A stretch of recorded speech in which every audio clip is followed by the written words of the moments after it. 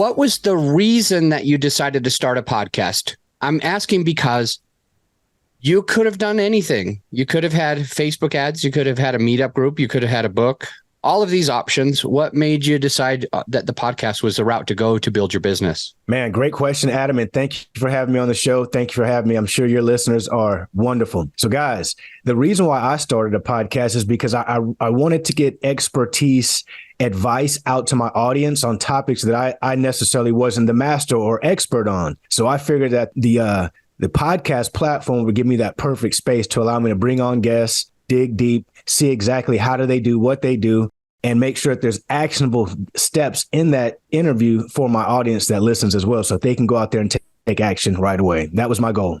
So if your goal is to make sure that the listener is getting value, and that's why you launched a podcast, I'm thinking that that's too altruistic.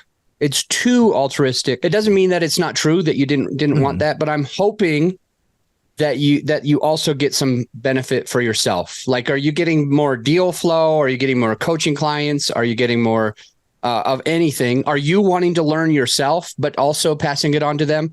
Let's just pretend that your first answer doesn't even count. And is there another reason why you decided to start a podcast? I mean, it's the spirit of reciprocity. I wanted to be a generous expert.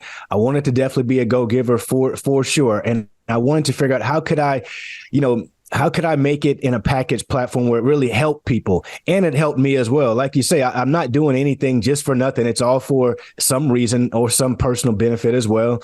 And I definitely get to learn a lot. I get to build great relationships. My coaching business has definitely exploded and picked up. I get a number of clients from sources, from people who I never even thought they would come to me, but they heard me because they want to hear their guy who I interviewed about, let's say, mindset. And now they're like, man, this guy who's interviewing, he sounds pretty awesome as well. Let me see what he's about. So it's definitely generated a ton of revenue, 100%. It's helped create great relationships, and it has helped me be more of an expert in my field as well, and an authority.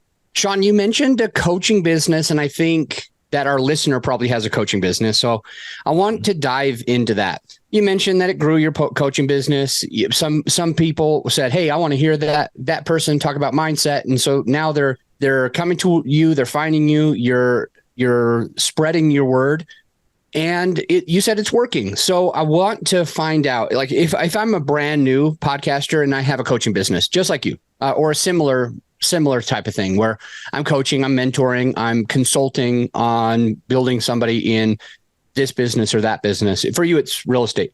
Can you help us understand like your plan or your direction or how you're being intentional about having the podcast grow the coaching business? Sure. Well, what I do, guys, is I really don't promote my coaching business too heavily. It's really for exclusive students that reach out and that we're a good fit for each other. So I don't have a typical like coaching course any longer. I mentor students now. So it's more of a higher level, dollar level.